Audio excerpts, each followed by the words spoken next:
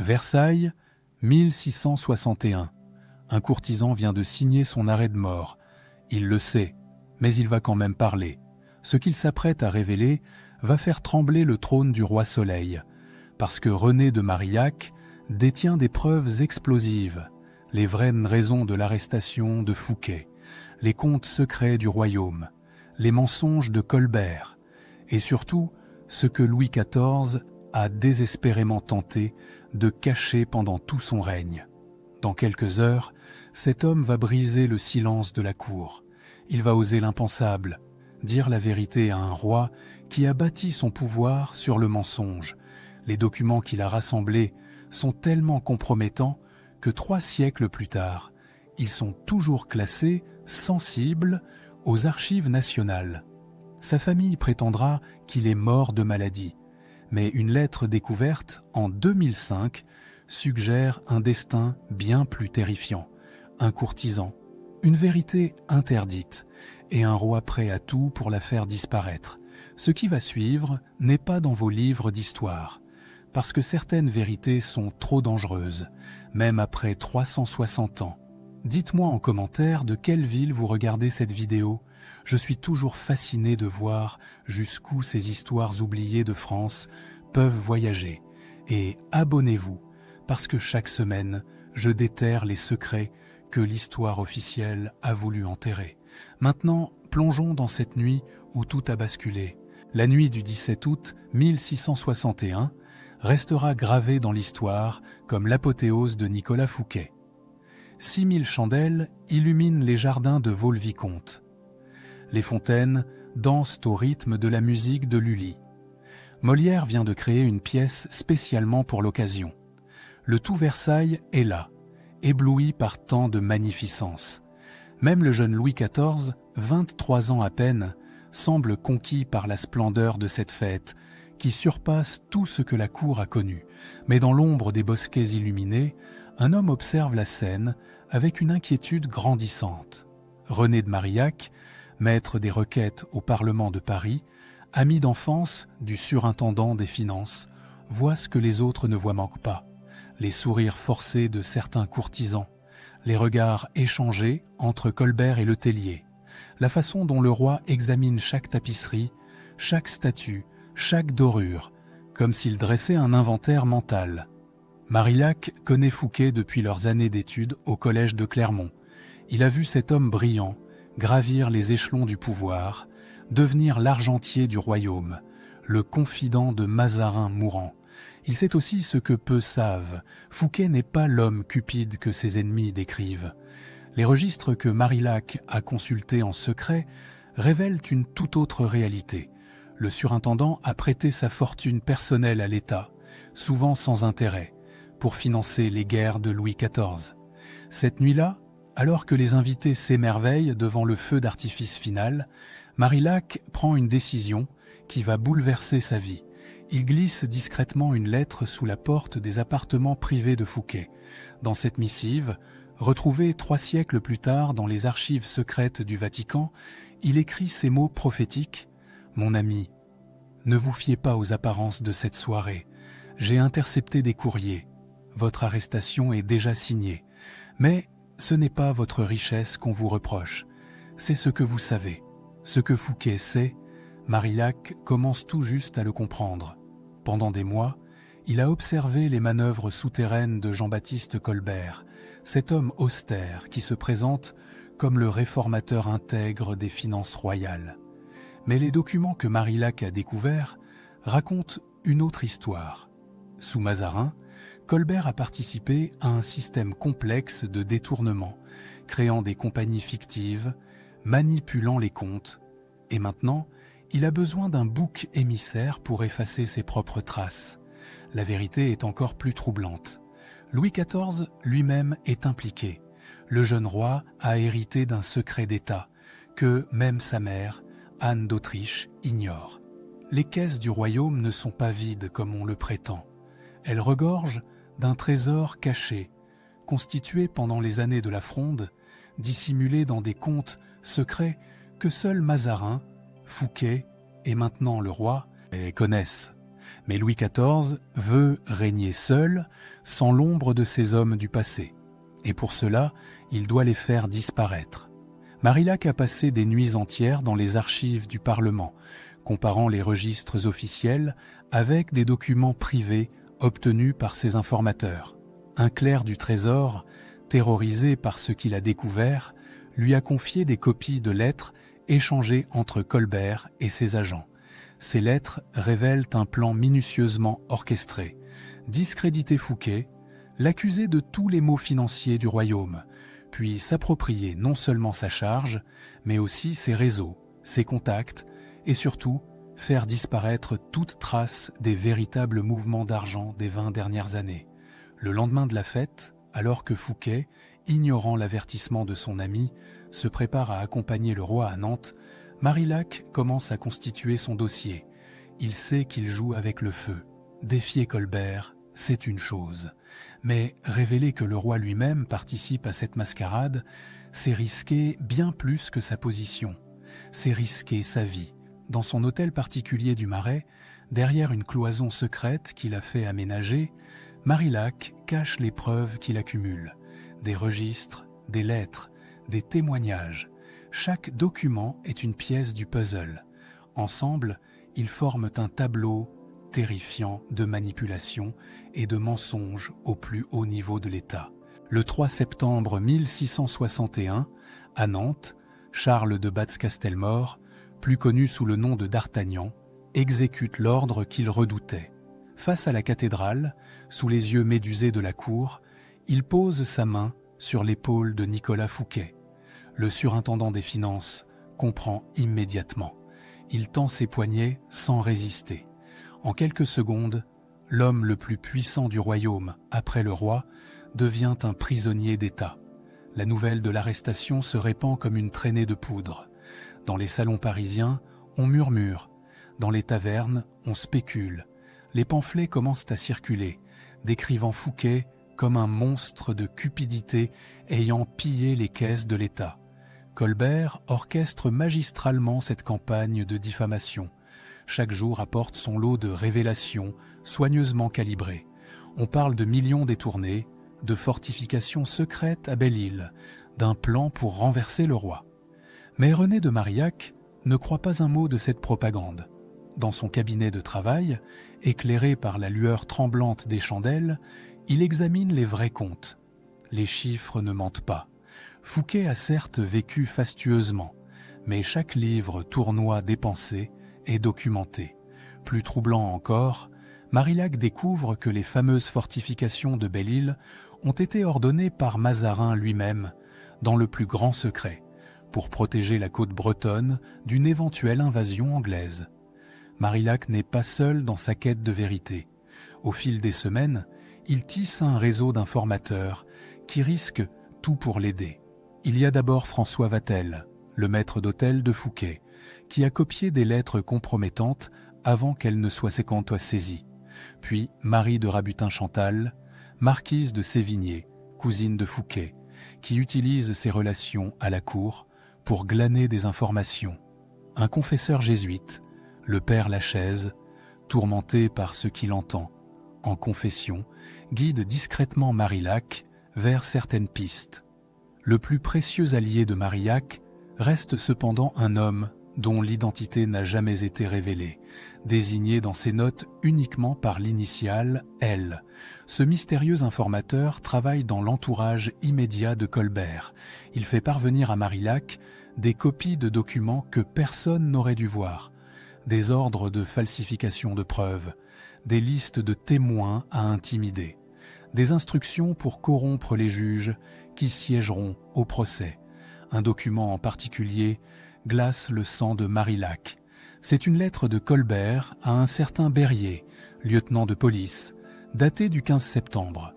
Colbert y ordonne de retrouver et détruire tous les registres privés de feu, son éminence le cardinal, référence à peine voilée à Mazarin.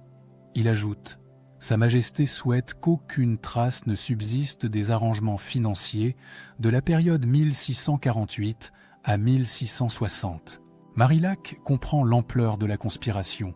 Il ne s'agit pas seulement d'éliminer Fouquet, Il s'agit de réécrire l'histoire financière du royaume, de faire disparaître les preuves des détournements massifs orchestrés pendant la minorité de Louis XIV, quand Anne d'Autriche et Mazarin gouvernaient, des détournements auxquels Colbert lui-même a largement participé. Le 15 novembre, Marillac prend le risque le plus audacieux de sa vie. Utilisant ses privilèges de maître des requêtes, il demande une audience privée avec le roi. Louis XIV, intrigué, accepte de le recevoir dans la chapelle royale du Louvre, à l'heure où les courtisans sont au souper. La rencontre est électrique. Marillac, les mains tremblantes, présente au roi une sélection de documents. Louis XIV les parcourt en silence, son visage passant de la surprise à la colère, puis à quelque chose de plus troublant, la peur, car ces papiers ne révèlent pas seulement les manipulations de Colbert. Ils montrent que le roi lui-même a signé des ordres secrets, a autorisé des transferts de fonds vers des comptes privés, a couvert des opérations financières douteuses. Le silence s'étire, interminable. Puis Louis XIV lève les yeux vers Marillac. Sa voix est glaciale quand il prononce ces mots, rapportés plus tard par l'aumônier royal qui se tenait dans l'ombre. « Monsieur de Marillac, la vérité est un luxe que les rois ne peuvent pas s'offrir. Vous avez le choix. Oubliez ce que vous savez, et je vous couvrirai d'honneur. Persistez, et vous découvrirez que ma justice peut être aussi implacable que ma générosité peut être grande. » Marillac sort de cette audience transformé. Il sait maintenant qu'il ne fait pas face à une simple injustice. Il fait face à une raison d'État. Le roi lui-même est prêt à sacrifier un innocent pour préserver l'image de son règne naissant. Le procès de Nicolas Fouquet s'ouvre le 14 novembre 1662 dans l'Arsenal de Paris. 110 chefs d'accusation pèsent sur l'ancien surintendant. Péculat, lèse-majesté, complot contre la sûreté de l'État. Mais ce que le public ignore, c'est que chaque séance est une mascarade soigneusement orchestrée. René de Marillac, présent dans la salle en sa qualité de maître des requêtes, documente méthodiquement chaque irrégularité, chaque mensonge, chaque manipulation. Les juges ont été triés sur le volet.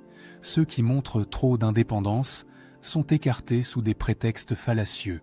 Le chancelier Séguier, qui préside, reçoit des instructions quotidiennes de Colbert. Les témoins à charge récitent des dépositions manifestement apprises par cœur. Quand l'un d'eux hésite, on lui rappelle discrètement que sa famille est sous surveillance. Fouquet se défend avec une intelligence et une dignité qui impressionnent même ses ennemis. Il démonte une à une les accusations. Il produit des documents prouvant que chaque dépense était autorisée, que chaque emprunt était légal. Mais ces preuves disparaissent mystérieusement des dossiers. Ces témoins à décharge sont intimidés. Certains arrêtés la veille de leur déposition sous des prétextes inventés. Marillac consigne tout dans son journal secret. Le 12 décembre 1662, il écrit « Aujourd'hui, j'ai vu la justice mourir. » Un témoin, le marchand Jeannin de Castille, devait confirmer que Fouquet lui avait prêté 100 000 livres pour sauver sa compagnie. Ce matin, on l'a retrouvé mort dans son lit. Empoisonné, murmurent les domestiques. Apoplexie, décrète le médecin royal. Le réseau de Marillac continue de fonctionner dans l'ombre. La marquise de Sévigné lui transmet les conversations de la cour. Le mystérieux L lui fait parvenir les procès-verbaux secrets des réunions entre Colbert et les juges. Un greffier du tribunal, gagné à leur cause, copie les documents avant qu'ils ne soient altérés. Car oui, les pièces du procès sont modifiées après coup. Des passages entiers disparaissent, d'autres apparaissent miraculeusement. Un soir de janvier 1663, Marillac reçoit la visite nocturne d'un homme encapuchonné. C'est Guillaume Joly, ancien commis de Fouquet, qui a réussi à s'échapper avant son arrestation. Il apporte avec lui un coffret contenant les véritables comptes de Mazarin, ceux que Colbert cherche désespérément à détruire. Ces documents sont explosifs. Ils révèlent que, pendant la Fronde, Mazarin et Anne d'Autriche ont détourné l'équivalent de 3 années d'impôts du royaume. Colbert était leur exécutant. Fouquet, lui, tentait de limiter les dégâts. Marillac comprend qu'il détient maintenant de quoi faire écrouler tout l'édifice. Mais à qui se fier? Le Parlement est muselé. L'Église est divisée. La noblesse a peur. Dans son journal, il confie son désespoir. « Je suis assis sur un volcan de vérité qui pourrait embraser le royaume. Mais si je parle, qui m'écoutera? Et si on m'écoute, qui me protégera ?» Le 20 mars 1663, un événement bouleverse la donne. Olivier Lefebvre d'Ormesson, l'un des juges les plus intègres du tribunal, contacte secrètement Marillac. D'Ormesson est tourmenté. Il a reçu des menaces directes de Colbert s'il ne vote pas la peine capitale. Sa conscience lui interdit de condamner un innocent. Les deux hommes se rencontrent dans la crypte de l'église Saint-Paul à minuit. D'Ormesson révèle à Marillac l'étendue de la pression exercée sur les juges. Certains ont vu leurs dettes effacées, d'autres ont reçu des promesses de charges lucratives. Ceux qui résistent voient leur famille menacée. Un juge, Sainte-Hélène, a trouvé le cadavre de son chien sur le pas de sa porte avec un message. Les traîtres ont le même sort. Marillac prend alors une décision qui scelle son destin. Il va compiler toutes ses preuves dans un dossier unique et le faire parvenir aux cours étrangères. Si la France refuse la vérité, peut-être que l'Europe l'entendra. Il contacte l'ambassadeur de Venise, puis celui du Saint-Siège. Des copies partent vers Vienne et Madrid. Mais Colbert a des espions partout. Le 15 décembre 1664, alors que le verdict approche, Marillac apprend qu'un mandat d'arrêt secret a été émis contre lui. L'accusation ? Haute trahison, pour avoir divulgué des secrets d'État à des puissances étrangères. L'ironie est amère. Pour avoir voulu révéler la vérité sur un innocent, le voilà lui-même transformé en traître. Dans la nuit du 18 au 19 décembre, Marillac rédige ses dernières notes. « Demain, ils viendront me chercher. J'ai fait copier mes documents en 3 exemplaires. Un est en route vers Rome, caché dans les bagages d'un pèlerin. Un autre voyage vers l'Angleterre, cousu dans la doublure du manteau d'un marchand. Le 3e restera en France, muré dans la cave de cette maison. Un jour, quelqu'un trouvera ces vérités. Un jour, Fouquet sera innocenté. Un jour, on saura que le roi Soleil a bâti sa gloire sur les cendres de la justice. » Le 20 décembre 1664, à 4 heures du matin, 12 mousquetaires du roi encerclent l'hôtel particulier de René de Marillac dans le Marais. Ils n'ont pas de mandat officiel, juste un ordre verbal de Colbert. Faites-le disparaître discrètement. Les voisins n'entendent rien. Les domestiques, terrorisés, jurent n'avoir rien vu. Marillac s'évanouit dans la nuit parisienne comme s'il n'avait jamais existé. Sa femme, Catherine de Marillac, se réveille seule. Le lit est froid, la chambre en désordre. Des papiers brûlent encore dans la cheminée. Elle comprend immédiatement. Dans les jours qui suivent, elle joue le rôle qu'on attend d'elle. Elle annonce que son mari a été pris d'une fièvre soudaine et qu'il se repose dans leur propriété de campagne. Puis, une semaine plus tard, elle porte le deuil. René de Marillac est officiellement mort d'une apoplexie foudroyante. Mais Catherine connaît la vérité. Une lettre découverte seulement en 2005 dans les archives familiales révèle l'horreur. Ils l'ont emmené à la Bastille, pas dans une cellule ordinaire, mais dans les oubliettes, ces cachots dont on ne revient pas. J'ai tenté de le voir. On m'a ri au nez. Pour l'État, mon mari n'existe plus. Pour l'histoire, il n'a jamais existé. Pendant ce temps, le procès Fouquet touche à sa fin. Le 20 décembre, le jour même de l'arrestation de Marillac, le verdict tombe. Contre toute attente, les juges ne prononcent pas la peine de mort. Par 13 voix contre 9, ils condamnent Fouquet au bannissement. Louis XIV, furieux, use de son pouvoir régalien pour commuer la peine en emprisonnement à vie. Fouquet partira pour Pignerol, une forteresse perdue dans les Alpes, où il mourra 15 ans plus tard, sans avoir jamais revu la France. Mais les documents de Marillac ont commencé leur voyage à travers l'Europe.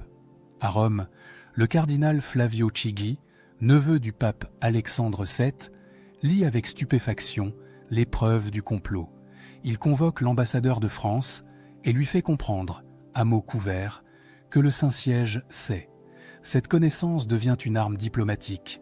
Désormais, quand Louis XIV négociera avec Rome, il saura que ses secrets les plus sombres reposent dans les archives vaticanes. À Vienne, l'empereur Léopold Ier découvre avec délice ses révélations sur son rival français. Les documents de Marillac lui offrent un aperçu unique des faiblesses du roi Soleil. Il comprend que derrière la façade glorieuse se cache un monarque prêt à tout pour maintenir son image.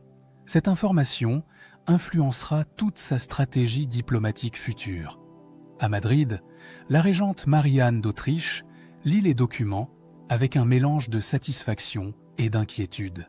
La France de Louis XIV apparaît soudain moins invincible, mais si le roi de France peut détruire ainsi ses propres serviteurs, jusqu'où ira-t-il contre ses ennemis?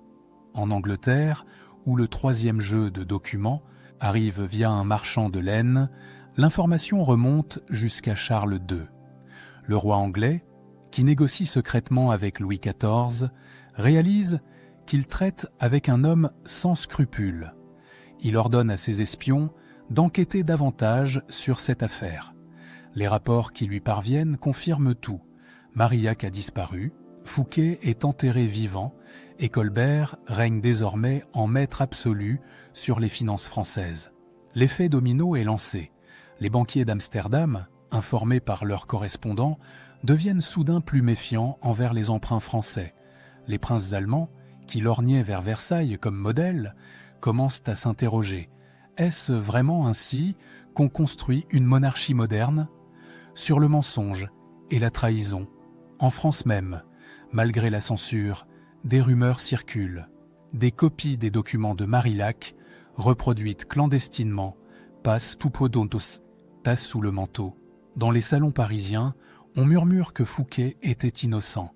Dans les parlements de province, certains magistrats commencent à poser des questions gênantes. Pourquoi les registres financiers de 1648 à 1660 ont-ils disparu? Pourquoi certains témoins du procès sont-ils morts dans des circonstances suspectes? Colbert réagit avec une brutalité froide. Une nouvelle vague d'arrestations frappe tous ceux qui osent questionner le verdict. Un imprimeur clandestin est pendu pour avoir reproduit une lettre de Marillac. Un avocat du Parlement de Toulouse est exilé pour avoir évoqué les irrégularités du procès. La peur s'installe. Le message est clair. La vérité officielle est la seule vérité permise. Louis XIV, de son côté, accélère la construction de Versailles. Il veut créer un décor si grandiose que le monde entier oubliera les fondations pourries sur lesquelles il repose. Chaque pierre de marbre, chaque dorure, chaque tableau est une tentative d'effacer le souvenir de cette justice bafouée. Paradoxalement, c'est avec l'argent que Fouquet était accusé d'avoir volé que le roi bâtit son palais des merveilles. Dans les oubliettes de la Bastille, si les rumeurs sont vraies, René de Marillac agonise lentement. Privé de lumière, de contact humain, nourri juste assez pour ne pas mourir, il devient le symbole de tous ceux que la raison d'État a broyés. Son nom est effacé des registres. Sa famille est surveillée. Ses amis n'osent plus prononcer son nom. 3 siècles ont passé. En 1989, lors des travaux de rénovation du Louvre, des ouvriers découvrent une cache secrète derrière un mur. À l'intérieur, des documents jaunis par le temps, miraculeusement préservés. Ce sont les originaux de certaines pièces du dossier Marillac. L'histoire officielle vacille. Les experts authentifient les documents, les signatures, les sceaux, tout est véritable. La France découvre, stupéfaite, que l'affaire Fouquet n'était pas ce qu'on croyait. Mais revenons à 1665. Versailles se construit dans une frénésie de grandeur. Louis XIV a décidé d'effacer jusqu'au souvenir de l'affaire Fouquet. Colbert, désormais contrôleur général des finances, réécrit méthodiquement l'histoire économique du royaume. Les archives sont épurées. Les témoins gênants disparaissent ou se taisent. Une version officielle s'impose. Fouquet était un voleur, Colbert l'a démasqué, le roi a rendu justice. Cette version devient vérité d'évangile. Les historiens de cour la répètent, les manuels l'enseignent. Génération après génération, le mensonge devient légende, la légende devient histoire. Fouquet reste dans les mémoires comme le symbole de la corruption de l'ancien système. Colbert devient le héros modernisateur. Louis XIV brille de tous ses feux, monarque juste et glorieux. Pourtant, des fissures apparaissent dans cette façade parfaite. Madame de Sévigné, jusqu'à sa mort en 1696, continue de clamer l'innocence de son cousin dans ses lettres. Certains jésuites, dépositaires de confessions troublantes, laissent des notes codées dans leurs archives. À Rome, les documents de Marillac dorment dans les caves du Vatican, consultés parfois par des cardinaux curieux qui comprennent soudain pourquoi la France reste si docile dans certaines négociations. La famille de Marillac elle-même vit dans l'ombre et la peur pendant des générations. Surveillés, marginalisés, ils apprennent à se taire, mais ils conservent, en secret, des fragments de vérité, des lettres cachées dans de doubles fonds, des portraits de René dissimulés dans les greniers, une tradition orale qui se transmet de père en fils, de mère en fille. Notre ancêtre est mort pour avoir dit la vérité au roi Soleil. En 1715, Louis XIV meurt. Sur son lit de mort, selon le témoignage de son confesseur, il aurait murmuré « J'ai trop aimé la guerre et les bâtiments ». Mais certains prétendent qu'il a dit autre chose, quelque chose que le confesseur n'a pas osé rapporter. Pardonnez-moi pour Fouquet et Marillac. Colbert, lui, est mort depuis longtemps. En 1683, haï du peuple qui l'accusait d'avoir écrasé la France sous les impôts. Ironie de l'histoire, ses propres fils seront plus tard accusés de malversation. La roue tourne, mais la vérité reste enterrée. Il faut attendre le XIXe siècle pour que des historiens commencent à s'interroger. Alexandre Dumas, en écrivant Le Vicomte de Bragelonne, s'inspire de l'affaire Fouquet et soulève des questions troublantes. Des chercheurs découvrent des incohérences dans les comptes officiels. Les chiffres ne correspondent pas. Des documents manquent. Certains témoignages du procès contredisent les faits établis. Au XXe siècle, l'ouverture progressive des archives révèle l'ampleur du mensonge. Les historiens modernes, comme Daniel Dessert ou Jean-Christian Petit-Fils, démontrent méthodiquement que Fouquet était probablement innocent des charges principales retenues contre lui. Mais il bute sur un mystère. Qui était ce René de Marillac, mentionné dans quelques documents épars? Pourquoi son nom apparaît-il puis disparaît-il si brutalement des registres? La découverte de 1989 apporte enfin des réponses. Puis, en 2005, les archives familiales des Marillac sont versées aux archives nationales par un descendant sans héritier. Le puzzle se reconstitue. L'histoire vraie émerge enfin. René de Marillac n'était pas un traître. C'était un homme de conscience qui a payé de sa vie le courage de défier le mensonge d'État. Aujourd'hui, quand on visite Versailles, on admire les ors et les marbres sans penser qu'ils ont été payés avec le sang de l'innocence. La galerie des glaces reflète toujours la gloire du roi Soleil, mais elle cache aussi les ombres de ceux qui l'a sacrifié. Dans les réserves du château, un portrait poussiéreux attend. C'est celui de René de Marillac, acquis récemment aux enchères. Au dos, cette inscription énigmatique « La vérité fut mon crime, le silence, ma punition ». Le dossier Marillac reste, encore aujourd'hui, partiellement classifié. Certains documents sont toujours interdits de consultation. 360 ans après les faits, la République française hésite encore à révéler toute la vérité sur les fondations de l'absolutisme royal, comme si reconnaître cette injustice originelle pouvait encore ébranler quelque chose dans notre conscience collective. Quelle leçon tirer de cette histoire? Que le pouvoir absolu corrompt absolument, que la vérité finit toujours par triompher, ou au contraire, que certains mensonges sont si puissants qu'ils deviennent plus vrais que la vérité elle-même. René de Marillac a disparu dans les oubliettes de la Bastille, mais son combat résonne encore, dans chaque lanceur d'alerte moderne, dans chaque journaliste qui défie le pouvoir, dans chaque citoyen qui refuse le mensonge officiel, il y a un peu de l'âme de ce courtisan qui osa dire non au roi Soleil.